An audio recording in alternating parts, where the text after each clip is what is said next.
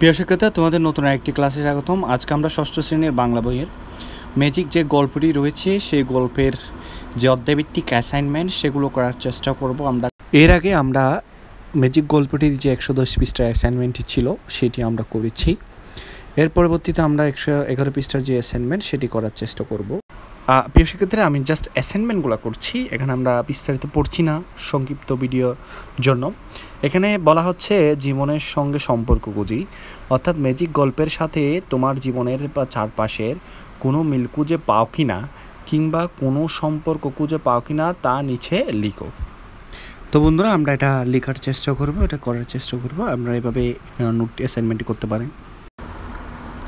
তো প্রিয় বন্ধুরা, এখানে বলা হচ্ছে আমাদের জীবনে হরহামেশাই ম্যাজিক গল্পের মতো এমন মজার বিষয়গুলো ঘটে থাকে। কোনো একটা জিনিস আমরা অসচেতনভাবে এক স্থানে রেখে সহজভাবে চিন্তা না করে খুঁজি, কী যে অসহ্য লাগে তখন। আবার মাঝে মাঝে আমরা হাতে কোনো জিনিস রেখে খুঁজতে থাকি, পরে যখন দেখি জিনিসটা হাতে আছে তখন নিজে নিজে আমরা আমাদের বোকামের জন্য হাসি। কয়েকদিন আগের ঘটনা, দাদু তার চশমাটা বলে মাথায় রেখেছিল।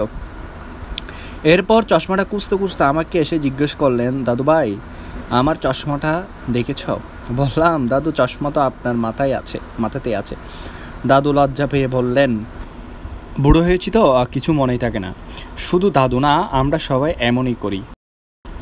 আমার বইয়ের মধ্যে টাকা রাখার অভ্যাস আছে। কিছুদিন আগে বাবা আমাকে পরীক্ষার ফি দিলে আমি তা মায়ের কাছে দিয়েছিলাম। পরের দিন সমস্ত বইও খুঁজেও পাচ্ছিলাম না ওই টাকাগুলো।